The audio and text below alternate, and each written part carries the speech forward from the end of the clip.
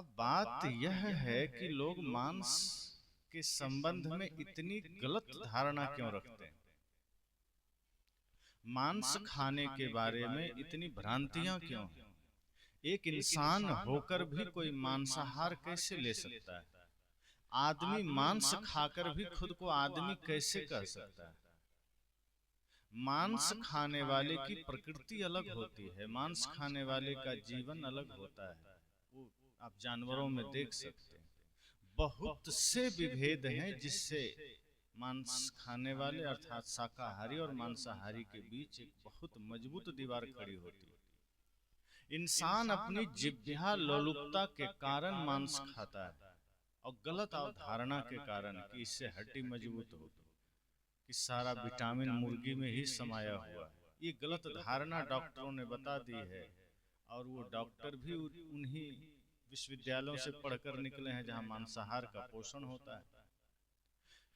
अगर भीतर इंसानियत का भाव हो, कुछ नहीं धर्म का ज्ञान हो, सिर्फ इतना सा इंसानियत हो कि हम किसी भी जीव को दुख दे रहे हैं, क्योंकि मांस पेड़ पर तो मिलता नहीं कि चलो भाई पेड़ से तोड़ लिया खा लिया, कि जमीन के नीचे आलू की तरह, शकरकंद की तरह, जिमीकंद की तरह मिला उखाड़ा खा लिया।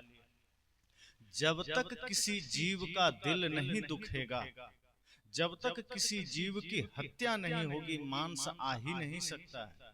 तो एक इंसानियत की ही दृष्टि से हम पहले अगर विचार करें तो कितना बड़ा पाप है।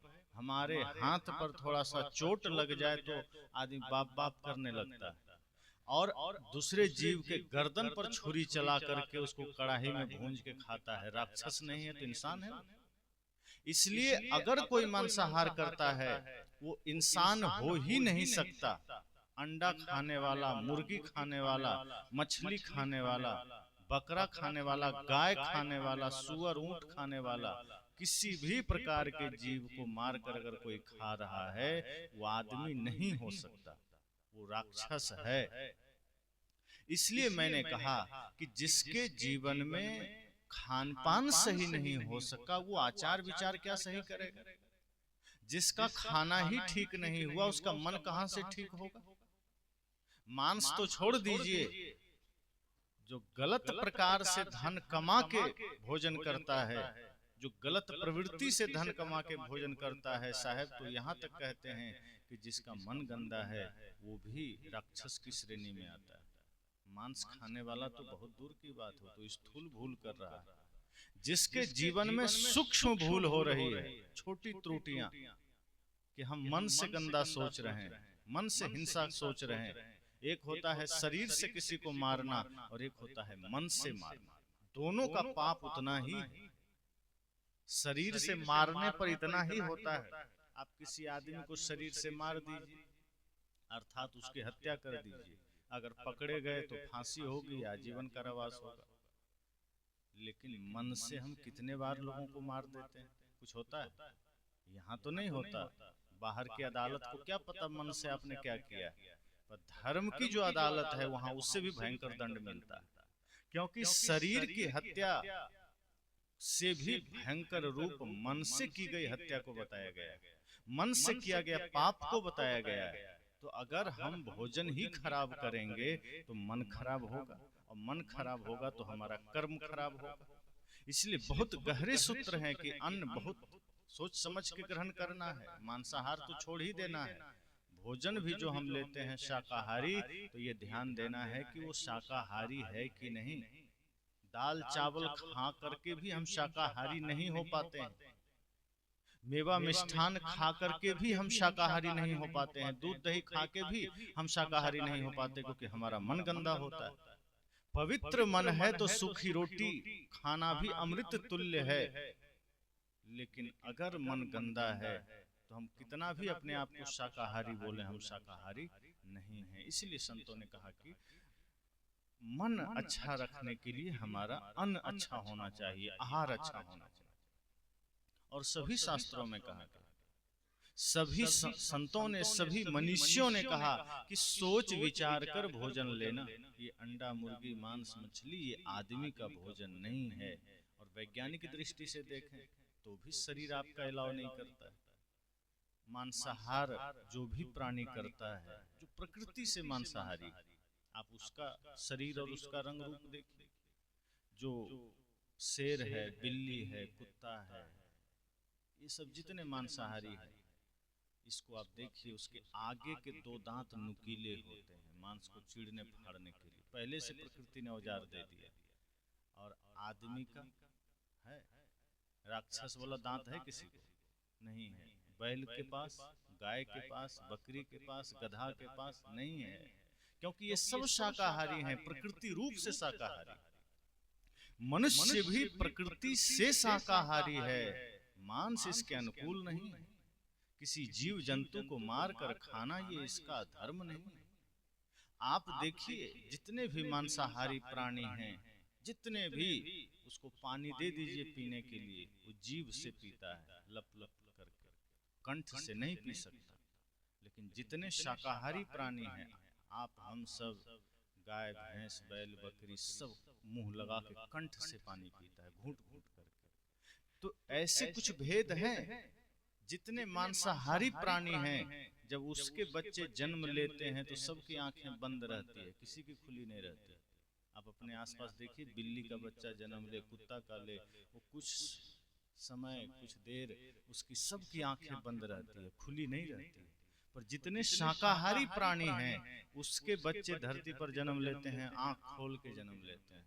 वो शाकाहारी है, वो पहले ही एकदम होशियार होके आ रहा है, कोई चिंता नहीं, कोई टेंशन नहीं, कोई भय नहीं। लेकिन मांसाहारी बच्चे जो जन्म ले रहे हैं, पहले से डरा हुआ है, आंख बंद करके आ रहा है कि हम तो मारने वाले हैं, हमारे अंदर हिंसा की प्रवृत्ति, हम तो मांस खाने वाले हैं। जो मांसाहारी हैं, उसकी आंतें छोटी होती है, मांस पचा लेता है। प्रकृति ने उसको वैसा ही बनाया है। और जिसको शाकाहारी बनाया है, उसकी आंतें उसकी ऊंचाई से 5 गुना बड़ी। तो बहुत सारे वैज्ञानिक भिन्नताएं हैं, लेकिन आदमी मानने को राजी नहीं। आदमी सोचता है सारा विटामिन, सारी शक्ति अंडा में घुसा हुआ। कृष्ण जी कौन अंडा मछली खाते थे? खाते थे दूध दही घी मक्खन मलाई खा के। अब बचपन में ही कंस को पटक पटक के मार दिया, इतनी ताकत आ गई। और आदमी सोचता है कि हम मुर्गा खा करके पहलवान बनेंगे। कितनी नासमझी। कृष्ण जी से सीखिए, दूध पीते थे, मक्खन खाते थे, और मक्खन खा खा के कंस को छोटी उम्र में परास्त कर दिए। बड़े बड़े संत लोग कहते हैं कि मछली और मुर्गी खाने से शरीर में विटामिन तो बढ़ेगा ही, और अंडा खाने से दिमाग तेज होगा। जितने भी संत हैं, तो वो सब एकदम बेवकूफ हैं। डॉक्टर अब्दुल कलाम महाबेवकूफ थे, इतने बड़े वैज्ञानिक थे, तो मांस छूते नहीं थे, शाकाहारी था उनका जीवन। सभी संत शाकाहारी थे, हैं, थे। सबका बुद्धि विवेक देख लीजिए कितना ऊंचा है, कितना विवेकपूर्ण जीवन है। जहां तक विज्ञान आज पहुंच भी नहीं पाया है, वो सारा दर्शन हमारे संत ऋषि मनीषी दे गए।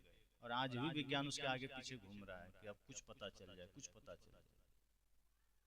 तो नासमझों की भीड़ नहीं की कमी नहीं है, आदमी विचार नहीं करता। मैं बार बार कहता हूं लोगों से कि आप विचार करिए कि आपका हृदय अलाउ करता है। आप दूध के दुकान पर जाइए, आपको नाक बंद करना पड़ता है क्या? खुला आराम से दूध खरीदते हैं, पीते हैं। अगर आपको मांस इतना ही प्रिय है, तो मछली के दुकान पर, मांस के दुकान पर नाक बंद करके क्यों जाते हैं? खुले मुंह से जाइए, एक गिलास खून खरीद लीजिए, पी लीजिए। पकाने की क्या जरूरत है? बहुत भूख लगी है, बकरी खाना है, चल रही है बकरी, जाइए मुंह से दबोचिए, वहीं काम तमाम करिए, कढ़ाई में ले जाने की क्या जरूरत है? शेर को भूख लग जाए तो क्या करता है? बकरी को ले जाके शेरनी को देता है कि ले थोड़ा आज बनाओ खाएंगे, कि मुर्गी पकड़ के लेके देता है? भूख लगी कि जहां जिसको पकड़ा तुरंत काम तमाम कर देता है। लेकिन आदमी इतना नासमझ, अपने जिह्वा स्वार्थ के कारण वो मांस का स्वाद थोड़े लेता है। उसमें किलो भर का प्याज, लहसुन, मिर्च, टमाटर डाल डाल के, मसाला डाल के उसी का स्वाद लेता है, नाम मांस का, और राक्षस की तरह बनाता है, खाता है। अगर आपको मांस प्रिय है, मांसाहार आपका जीवन है, तो खेत में चरते हुए बकरी को वहीं खा लीजिए, तालाब में उतरिए, जितनी मछलियां मिले चबाते चले जाइए। जितना बरसात में कीड़े बहुत आते हैं, नीचे गिरता है, सबको जमा कर लीजिए, लड्डू बना लीजिए, खा लीजिए। भाई मांस ही खाना है तो अन्न का त्याग करिए। दूध, दही, घी, मक्खन, मलाई, चावल, दाल एकदम छोड़ दीजिए। अगर मांस प्रिय है तो ऐसे ही करिए। जितने कीड़े मकोड़े, टिड्डे उड्डे सब झाड़ पोछ करिए, उसको रोज खाइए एक टाइम। कोई नहीं खा पाएगा। क्यों? क्योंकि आदमी प्रकृति से शाकाहारी, जिह्वा लुलुकता और कुसंग के कारण वो मांस खाने लगा है, इसलिए वो तरीके से खाता है। एक तरफ तो लाश से नफरत करता है, लेकिन दूसरे तरफ मुर्दा को मार करके मुर्दा ही तो हो गया, अब कड़ाही में भी लाता है, अब पेट में भी लाता है। घर का आदमी गुजर जाए तो घर को धोता है 5 बार की लाश हो गया और उसको बाहर कर देता है, और दूसरा लाश मार करके घर लाना, फिर कड़ाही में लाना, कितनी नासमझी। इसलिए डॉक्टर राजेंद्र प्रसाद ने कहा था एक बार किसी से कि मेरा पेट कोई शमशान घाट नहीं है जो मैं इन मुर्दों को खाऊं। किसी वैज्ञानिक ने कहा था कि आप मांस क्यों नहीं खाते? कहते मेरा पेट है ना, ये कोई मरघट है, शमशान घाट है जो मैं इन मुर्दों को यहाँ डालूं? मुर्दों के लिए जगह मरघट में, हम मुर्दे ही तो डाल रहे हैं। तो जीव की हत्या करना और उसे खाना, पहला पाप तो हत्या करना है। तो लोग कहते हैं हम मारते थोड़े हैं। अरे मारते नहीं है, पर आप कारण तो बन रहे हैं, आपके लिए ही तो लोग मार रहे हैं। तो मारने वाला भी दोषी हुआ, उसको खरीदने वाला भी दोषी हुआ, बनाने वाला भी दोषी हुआ, खाने वाला तो महादोषी हुआ। मारने वाला भी उतना ही भागीदार है, खाने वाला भी उतना ही भागीदार है। तो अगर पाप की श्रेणी में देखें तो कितना भयंकर पाप आ गया। इसलिए तो साहेब कबीर ने कहा कि जो तोहरा है सांचा देवा तो खेत चरत क्यों न लैया जी। देवी देवता के नाम पर तुम हत्या करते हो, बलि चढ़ाते हो। लोग कहते हैं कि देवी जी काली माता को चढ़ाना है, देवी माँ को चढ़ाना है। तो देवी माँ को बलि चाहिए, ये सूचना कौन दिया आपको? देवी माँ ने कोई मैसेज भेजा था कि मुझे आज बकरी चाहिए, कि हम लाचार हैं, मेरे सामने बकरी ला के दो? अगर देवी माँ में शक्ति है तो ऐसे ही चरते दौड़ते जानवरों को अपने से पकड़ के खा लेगी, आपको बीच में क्यों लाएगी? आप इतने शक्तिशाली तो नहीं है कि देवी माँ के लिए आप भोजन ला सके। साहब ने कहा जीव मत मारो बापुरा, सबका एक है प्राण, हत्या कबहु न छूटी है जो कोटिन सुनो पुराण। कहा हे जीव, हे प्राणी, हे मनुष्य, जीव का हत्या मत करना, जीव वध मत करना। अगर ये तुमने किया तो हजारों पुराण तुम सुन लो, हजारों कथा कर लो, यज्ञ कर लो, तुम्हारे जीवन में कोई पुण्य फलित नहीं होगा, नरक में जाओगे, सड़ोगे नरक में। इसलिए हम सबको सजग होना है कि मनुष्य देह मांस के लिए नहीं मिला। हमारे यहाँ तो जियो और जीने दो का संदेश संतों ने दिया है, जियो जीने दो। और हम न तो जिएंगे न जीने देंगे, अपना भी बर्बादी में जा रहे हैं, दूसरे को भी जीने नहीं देते। जीव जंतु भयभीत है। पहले लोग कहते थे सांप से हमको डर लगता है, बिच्छू से, अब सांप रास्ता बदल लेता है आदमी देख के, क्योंकि अब सांप से भयंकर जहर आदमी के अंदर आ गया है। आदमी जिसको डस ले तो उसको तो फिर यमराज क्या स्वयं शिव और ब्रह्मा विष्णु भी नहीं बचा सकते। तो हमारे अंदर इतना भयंकर विष आ गया है, इसलिए संतों ने कहा नहीं, आपका आहार ठीक होना चाहिए। हमने खान पान गलत कर लिया है। भले ही आप राम नाम जपिए, अब सुबह शाम राम राम और 2-2 अंडा सुबह शाम ये भी चल रहा है, तो कितनी नासमझी। राम राम भी चल रहा है, 2-2 अंडा भी चल रहा है। संतों ने कहा कि अगर आपको विटामिन चाहिए तो अंकुरित चना खाइए, मूंग खाइए, उससे बड़ा विटामिन किसी चीज में नहीं। घोड़ा चना ही तो खाता है, और देखिए रथ में चलता है, तांगे में चलता है, और ये नासमझ आदमी अंडा खा के भी जो है लेटे रहता है, कुछ नहीं कर पाता है। कहता है क्या करें, ब्लड प्रेशर है, शुगर है, तो ये है, फलना चीना, दुनिया भर का रोग है। संतों ने कहा शुद्ध भोजन करिए, शुद्ध मन होगा। गंदा भोजन करेंगे गंदा मन होगा, और गंदा मन होगा तो गंदा जीवन होगा, फिर आप समाज के लिए विध्वंस का कारण बनेंगे। जो व्यक्ति मांसाहार करता है उसकी प्रवृत्ति धीरे धीरे क्रूर होती चली जाती है, और जो मानसिक रूप से हत्या करता है उसकी भी प्रवृत्ति गलत हो जाती है। कई लोग कहते हैं हम तो मांस नहीं खाते, फिर भी हमारे जीवन में क्यों इतना क्लेश है? इसका मतलब हम मानसिक हत्या करते हैं। एक व्यक्ति शारीरिक मानसिक दोनों कर रहा है, एक व्यक्ति शारीरिक रोक दिया है, मानसिक जारी रखा है। तो मन से भी निर्मल बनना होगा और तन से भी हत्या रुकनी होगी, तन से भी गलत काम रुकना होगा। तो जब तन के दोष मिटेंगे, मन के दोष मिटेंगे और वाणी के दोष मिटेंगे, तब निर्मल मन होगा, तब जीवन में शांति आएगी। इसलिए मांसाहार कभी भी नहीं करना है। मांस खाने वाला, मदिरा पीने वाला, जुआ खेलने वाला, अंडा खाने वाला, इसी को तो पहले राक्षस कहते थे। कौन था राक्षस? यही तो था। और जो लोग शुद्ध भोजन लेते थे, मीठा बोलते थे, कोई पाप नहीं करते थे, सदैव धर्म के आचरण में रहते थे, पुण्य करते थे, वो देवता कहलाए, इंसान कहलाए। तो हम इंसान तो बन सके, संकल्प हो हमारा इंसान हम बनेंगे। लेकिन आज आदमी इतना ज्यादा कुतर्क करने लगा है। कई लोग कहते हैं मांस तो खाना पड़ेगा। कई जगह लोग जो अपने को ऊंचा कुल में मानते ब्राह्मण, वो हड्डी चबाते हुए फोटो डालते हैं कि आज मैंने मांस खाया। अब उनको कौन बताए कि जाति से भले ब्राह्मण कोई हो जाएगा, पर कर्म से ब्राह्मण कैसे बन पाओगे? अगर मांस खा रहे हैं तो आप ब्राह्मण नहीं। अगर आप मदिरा पी रहे हैं तो आप ब्राह्मण नहीं। अब जैसे आपके गांव में रावण की मूर्ति लगी, आप इनकी पूजा करते होंगे, कोई तो लगाए हैं, पूजा करते ही होंगे, तो कुछ तो अच्छा ही देखे। आखिर इतनी ज्यादा सकारात्मक सोच किसमें हो गई जो रावण में कुछ अच्छाई देख रहे हैं? हम भी मानते हैं अच्छाई है, बहुत बड़े विद्वान थे, वेदों का ज्ञाता थे रावण, और शिव के परम भक्त थे। उधर आप देखेंगे तो सब कुछ में राम से ऊपर है, समृद्धि में राम से ऊपर है, भक्ति में राम से ऊपर है, ज्ञान में राम से ऊपर है, धन में राम से ऊपर है, सब कुछ में। लेकिन ये ऐसा ही है जैसे कोई आदमी कहे, किसी से एक संत ने पूछा कि तुम सुबह शाम माता पिता को पैर छूते हो? कहा। सत्य बोलते हो? हाँ। फिर कहा भक्ति करते हो? हाँ। तो तुम दूसरों पर दया करते हो? हाँ। तुम किसी जीव का दिल तो नहीं दुखाते? नहीं। पाप नहीं, मांसाहार नहीं करते? कहा इतना सद्गुण तुम्हारे अंदर, तुम तो देवता हो। कहा कोई ऐब तो होगा, कोई गलती तो होगी। उसने कहा बस एक ही बुराई है मेरे अंदर। क्या? झूठ बोलता हूं। सब खत्म हो गया कि नहीं? एक बुराई उसके सब अच्छाई को खत्म कर दिया। यही कारण होता है हमारे जीवन में। रावण कितना भी बड़ा सब कुछ हुआ, एक कौन सी बुराई आ गई? पर स्त्री पर गलत दृष्टि कर दिया। और सबसे बड़ा दोष यही है।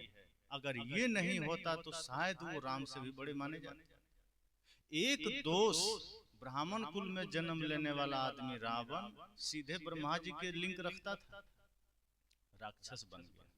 कर्म गलत करेंगे तो ब्राह्मण कुल में जन्म लीजिए कि किसी कुल में, राक्षस तो बन ही जाएंगे।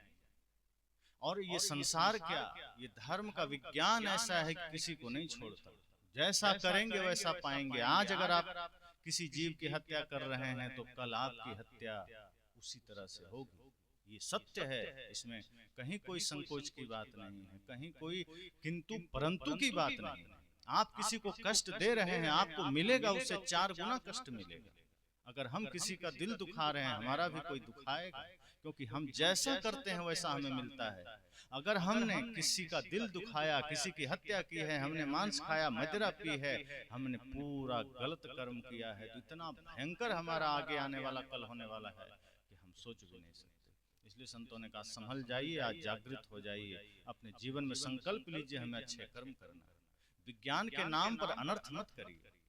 विज्ञान को विज्ञान की दृष्टि से ही देखना चाहिए। हम समझ नहीं पाते हैं। कई बार लोग इतने अक्लहीन लोग मिल जाते हैं, वो कहते हैं, आज एक व्यक्ति ने लिखा था कि धर्म कुछ नहीं है, आज विज्ञान श्रेष्ठ है, विज्ञान को मानिए। इसका मतलब क्या हुआ?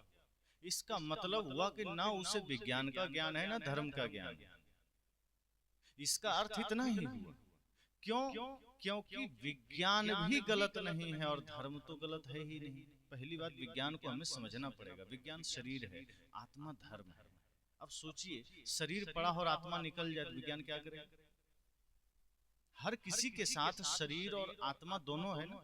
आत्मा है तो शरीर जगमगा रहा है, आत्मा है तो ये आंखें देख रही है, आत्मा है तो कान सुन रहे हैं, आत्मा है तो हाथ हिल रहे हैं, आत्मा है तो मुंह से आवाज निकल रही है। आत्मा निकल जाए अभी इस शरीर को उठा के मरघट पहुंचा देंगे कि बस हो गया, खेला खत्म।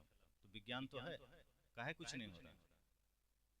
और यदि आत्मा हो और शरीर ना हो तो फिर तो भी काम नहीं बनेगा, दोनों की जरूरत है। तो कुछ लोग क्या कहते हैं, नहीं नहीं विज्ञान ही सब कुछ है, इसका मतलब है कि वो शरीर को ही सब कुछ मानते हैं, वो भौतिकता को ही सब कुछ मानते हैं। उससे ऊपर जो एक जीवन है परमानंद का, धर्म का, शांति का, प्रेम का, उससे वो बहुत दूर है, उससे वो बहुत दूर है। और वो विज्ञान के पीछे ही भागे चले जा रहे हैं, अर्थात भौतिकता के पीछे भागे जा रहे हैं, चकाचौंध के पीछे भागे चले जा रहे हैं। एक व्यक्ति ने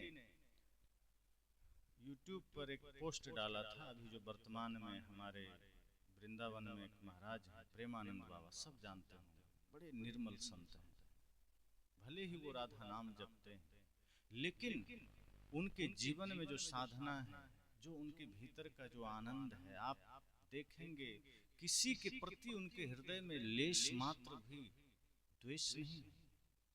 ऐसा होना कितनी बड़ी बात है। कभी कभी ऐसे संत मिलते हैं, उनके लिए एक आदमी ने लिखा कि धर्म धर्म चिल्लाने वाले प्रेमानंद बाबा को भी विज्ञान की शरण में आना पड़ा। दरअसल उनकी किडनी खराब, दोनों किडनी, तो हर 2 दिन 3 दिन पर डायलिसिस होता है। तो वो डायलिसिस के समय का उनका कोई फोटो लोगों ने लगा दिया और कहा कि देखो धर्म को भी विज्ञान की शरण में आना पड़ता है।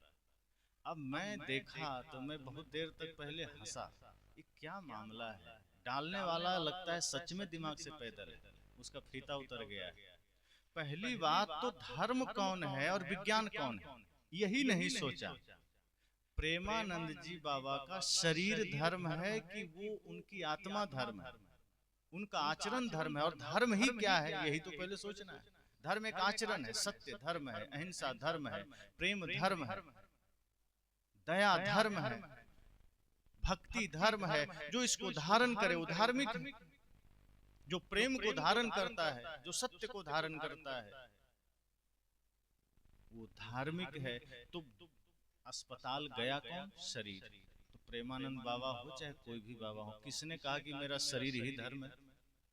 शरीर तो विज्ञान है, शरीर की चिकित्सा तो इसी तरह से होगी। शरीर तो नश्वर है, शरीर तो पंचतत्व से बना है, और जो शरीर पंचतत्व से बना है, जो शरीर ही नश्वर है, तो उसकी चिकित्सा तो विज्ञान में ही होगा, क्योंकि शरीर खुद विज्ञान है। धर्म की शरण में प्रेमानंद बाबा नहीं, उनका शरीर गया, और उन्होंने कभी नहीं कहा कि हाँ शरीर मेरा अजर अमर हो गया कि मैं कभी मरूंगा नहीं। कौन कह सकता है कि शरीर मेरा अजर हो गया, शरीर मेरा अमर हो गया? किसी ने नहीं कहा। वो भी कहते हैं जब तक प्रभु कृपा है मैं जिंदा हूं, बार बार कहते हैं। तो ऐसे संतों पर भी लोग नासमझी से कुतर्क करने लग जाते हैं कि शरीर उनका अस्पताल में है। स्वाभाविक है, शरीर को भोजन चाहिए, तो कोई कहेगा आप तो भोजन भी करने लग गए। अरे भाई शरीर है, भोजन क्यों नहीं लगेगा? शरीर को क्या भजन सुनाए तो भूख मिट जाएगी? शरीर को कपड़ा चाहिए कि नहीं? शरीर को कपड़ा चाहिए, भोजन चाहिए, शरीर को पानी चाहिए। अब कोई कहे नहीं आप तो धार्मिक आदमी हैं, आपको कपड़े की जरूरत नहीं, आप भजन गाते रहिए, शरीर ढका रहेगा। कोई बात? शरीर को कपड़े की जरूरत है, और कपड़ा भी विज्ञान है, शरीर भी विज्ञान है। तो शरीर विज्ञान की शरण में जाता है, क्योंकि विज्ञान से ही शरीर का निर्माण हुआ है और उसका समाधान भी विज्ञान में है। लेकिन वो शरीर निर्माण क्यों हुआ? धर्म को आचरण करने के लिए, प्रेम में जीने के लिए, सत्य में जीने के लिए ये शरीर क्यों बना है? बल्कि ये शरीर को धर्म की शरण में जाना चाहिए, इस शरीर को धर्म के सानिध्य में जाना चाहिए, शरीर में धर्म उतरना चाहिए। जिस दिन हमारे जीवन सत्य का आगमन हो जाए, प्रेम का आगमन हो जाए, जिस दिन हमारे हृदय में भक्ति का आगमन हो जाए, उस दिन हमारा इस शरीर का पाना सार्थक हो गया।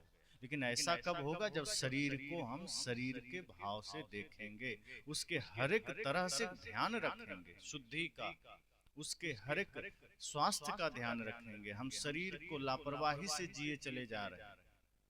शरीर के साथ हम इतनी बेईमानी करते चले जा रहे हैं कि जो मन सो खाने दे दिया, जैसा मन वैसा पहनने दे दिया, उटपटांग हरकतें करने लगा, सारा ध्यान हमारा शरीर में केंद्रित हो जाता है। शरीर से ऊपर हम सोच ही नहीं पाते। ये मन, ये मस्तिष्क, ये हमारी बुद्धि सब शरीर के पीछे लग जाता है। जो शरीर ही नश्वर है, उस नश्वर के पीछे पूरा उम्र लगाना ये नासमझी तो है।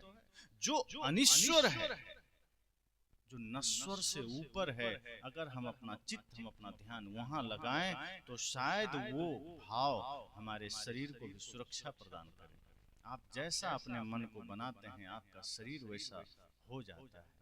आप धीरे धीरे मन को विकारी बना लीजिए तो शरीर को विकार चाहिए। मन को संस्कारी बना लीजिए तो शरीर को संस्कार चाहिए। और शरीर, मन जैसा जैसा आपसे करवाता है, शरीर को वैसा वैसा देते चले जाते हैं। वैसा भोजन देने को सोचने लगते हैं, वैसा इसको पेय पदार्थ देने को सोचने लगते हैं। तो मांसाहार बहुत गलत है। इसके सेवन से आदमी राक्षस हो रहा है। मन में गलत विचार से आदमी राक्षस हो रहा है। गलत कौन कर रहा है? जिसका मन निर्मल है वो गलत करेगा। जिसका मन होश में हो गलत करेगा। कहीं कोई चोरी हो रहा है, कौन कर रहा है? किसी माता बहन पर कुदृष्टि कौन कर रहा है? जिसका कर्म गलत है और जिसका मन गंदा है वही ये काम कर रहा है। जिसका मन निर्मल है उसके मन में तो बस एक ही छवि है कि जब भी वो नारी की ओर देखेगा एक मातृभाव जागृत होगा, एक माँ के रूप में वो दर्शन करेगा। लेकिन जब हमारा मन गंदा होता है, हम गलत खान पान करते हैं तो क्रूरता बढ़ती है। क्रूरता बढ़ती है तो फिर विकार चारों तरफ से हमें घेर लेता है और आदमी फिर गलत करने लग जाता है। हत्या में लगेगा, जुआ में लगेगा, शराब में लगेगा, बेविचार में लगेगा और उसी में खाता है, मर जाता है। कोई पूछने वाला नहीं, जीवन को नरक बना के छोड़ देते हैं। जितने महापुरुष हमारे हुए हैं सब शुद्ध शाकाहारी हुए। वो जानते हैं कि प्रेम हमारे जीवन में कब उतरेगा? जब जीवों पर करुणा हो। जब हम मांस ही नहीं खाना छोड़ेंगे तो करुणा कहाँ से उतरेगी? एक तरफ मांस और एक तरफ करुणा, नहीं चल सकता।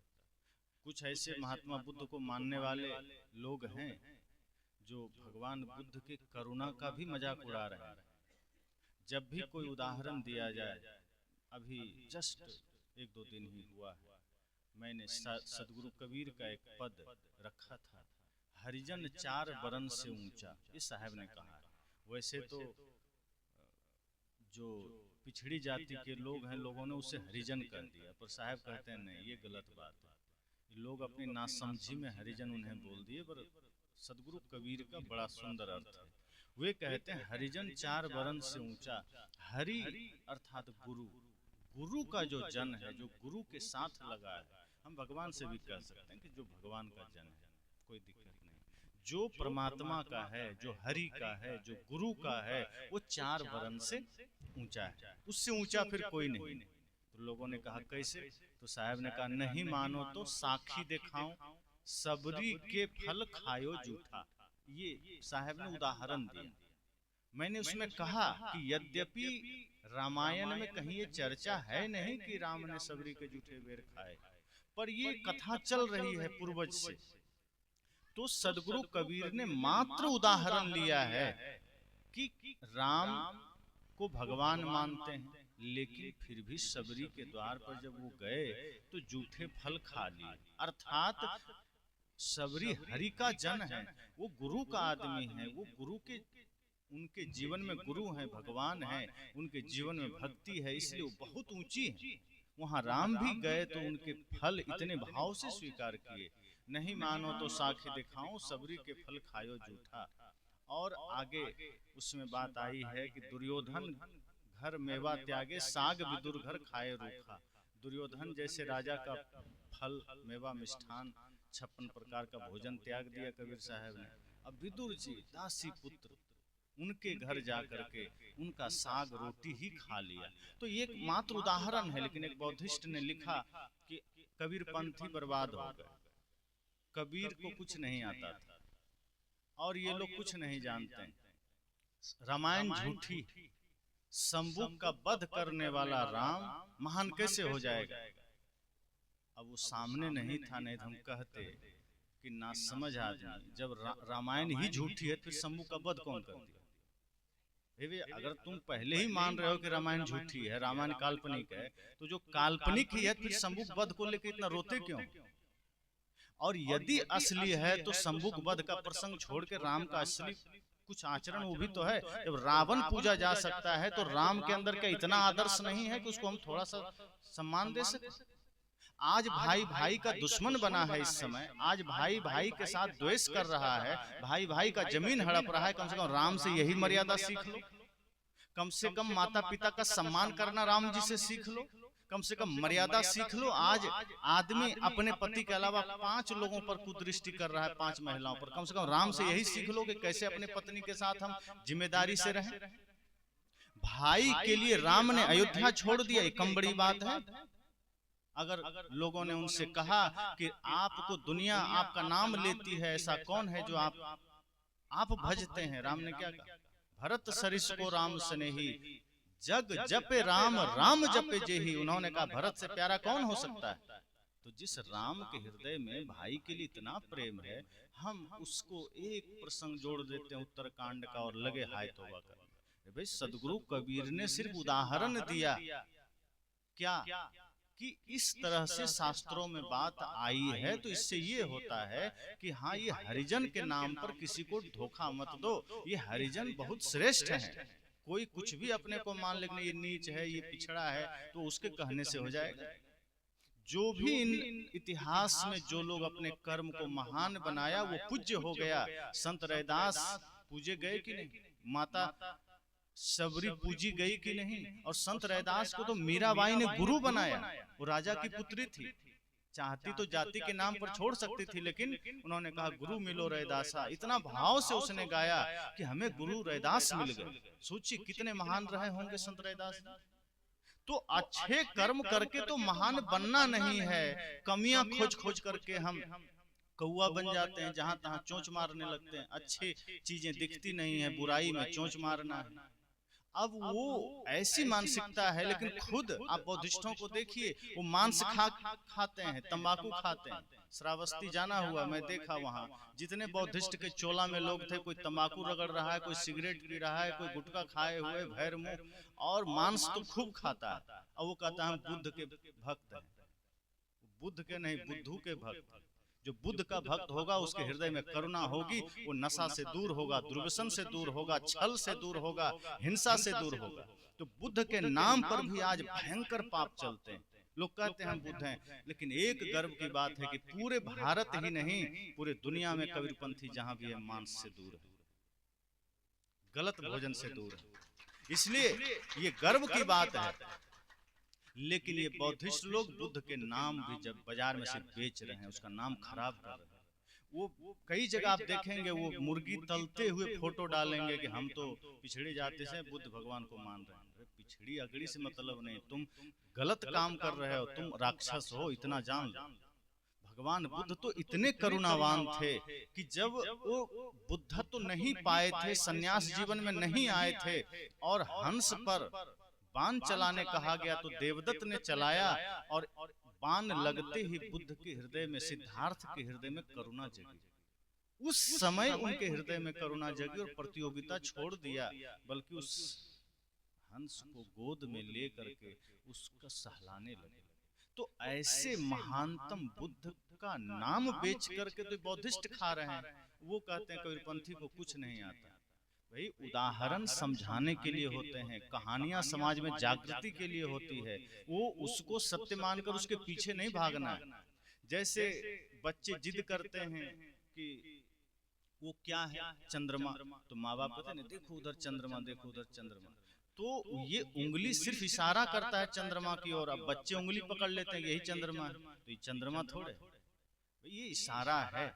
तो कहानियां सिर्फ इशारा करती है, कहानियां इंगित करती है कि हाँ इस तरह के एग्जाम्पल्स हैं, इस तरह के उदाहरण हैं जिससे जीवन में हम कुछ सीख सकते हैं। तो सदगुरु कबीर ने उस समय प्रचलित कथाओं को, प्रचलित नाम का सहारा लेकर समाज में जागृति फैलाई कि कोई अपने को नीच मत समझो, तुम सब हुजूर हो, स्वामी हो, तुम अपने सिर्फ सद्गुण को जगाओ, तुमसे बड़ा कोई नहीं। साहब ने कहा कि तुम अपने कर्म को सिर्फ सुधार लो, फिर तुम ही ईश्वर हो, तुम ही परमात्मा हो।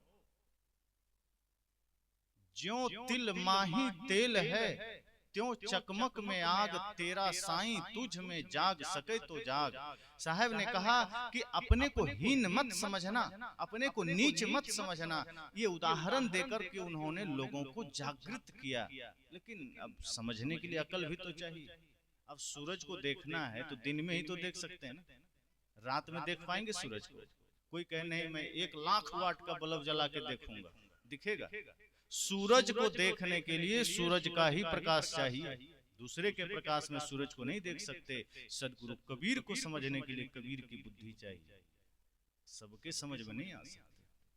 तो कबीर ने एक इतना निष्पक्ष रास्ता दिया है जो न इधर न उधर, न भाग्य न भगवान, न आडंबर न पाखंड, न छुआछूत न जातिवाद न संप्रदायवाद, बीच में एकदम शुद्ध शांति का पथ दिया, निर्भ्रांत ज्ञान का रास्ता दिया।